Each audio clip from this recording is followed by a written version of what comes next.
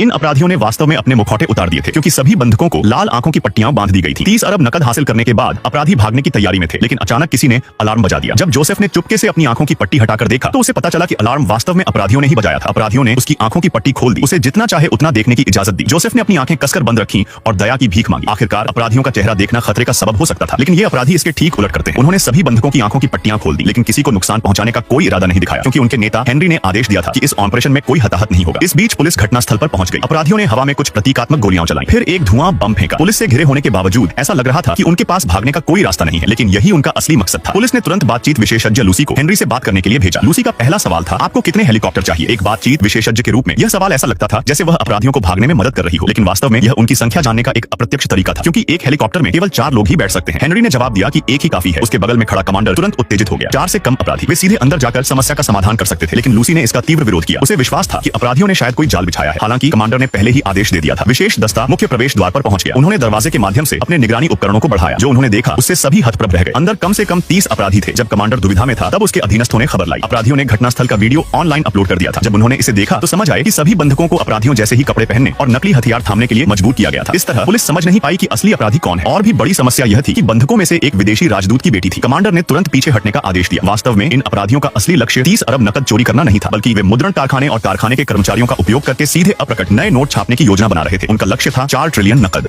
वह पिछले 20 साल से एक कमजोर ऑफिस कर्मचारी था, ऐसा इंसान जो फुटपाथ के घोंघे को भी नुकसान न पहुंचाए। लेकिन 42 साल की उम्र में उसने अपने बॉस को टुकड़े टुकड़े कर हत्या कर दी और उसे मछली का खाना बना दिया। एक हफ्ते के अंदर उसने 4 और लोगों की हत्या कर दी और हर बार उसे विश्वास था कि वह सही काम कर रहा है। उसका नाम था ब्योर्न। बाहर से वह एक सम्मानित वकील था, लेकिन हकीकत में वह माफिया के लिए काम करता था। एक डकैत जिसने बंदूक की नोक पर ज्वेलरी की दुकान लूटी थी, केवल $3000 का जुर्माना देकर छूट गया। सब ब्योर्न की कानूनी पैरवी की वजह से। ब्योर्न हमेशा जल्दबाजी में रहता था, क्योंकि उसके हाथ में कई समस्याएं थी। अदालत में डकैतों का प्रतिनिधित्व करना वास्तव में उसके काम का सबसे आसान हिस्सा था। उसका मुख्य क्लाइंट एक अपराधी सरगना था, जिसका नाम था ड्रगाना। उसका अपराध साम्राज्य अंधेरे दुनिया के हर कोने में फैला था, खून से सना पैसा कमाते हुए। ब्योर्न का काम सिर्फ उसे पुलिस की जांच से बचाना ही नहीं, बल्कि उसके गंदे पैसे को साफ करना भी था। इस काम ने उसे एक दिखावटी अमीर जिंदगी दी, लेकिन गाड़ी फर्म की थी, घर गिरवी पर था और उसकी एकमात्र अपनी संपत्ति उसका जर्जर शरीर और टूटा हुआ परिवार था। उस रात ब्योर्न फिर से अपनी बेटी का जन्मदिन चूक गया। सालों से चल रहे लगातार झगड़ों ने उसकी शादी से सारा प्यार चूस लिया था। वह काम का दबाव और अपनी पत्नी की उदासीनता सहन कर सकता था, लेकिन अपनी बेटी का उसे टालना देखकर वह पूरी तरह टूट गया। फिर भी अगली सुबह ब्योर्न को ऑफिस लौटना पड़ा। उसने देखा कि उसके सहकर्मियों ने एक और पार्टी की थी, जिसमें उसे नहीं बुलाया गया और रिसेप्शनिस्ट एम्मा ने हमेशा की तरह तिरस्कार भरी मुस्कान दी। अपराधियों की पैरवी कर वह भारी मुनाफा कमाता था, फिर भी फर्म की सामाजिक सीढ़ी में वह सबसे नीचे था। वह अपनी नौकरी से नफरत करता था, लेकिन माफिया से जुड़े होने के कारण इस्तीफा देना उसके लिए मुमकिन नहीं था। निराश होकर उसने देखा कि उसकी पत्नी ने पिछली रात उसके बैग में एक मैगजीन रख दी थी। मैगजीन के कवर पर एक माइंडफुलनेस रिट्रीट का विज्ञापन था, जो नई सोच के जरिए बेहतर जिंदगी का वादा करता था। ब्योर्न भाग्यशाली इंसान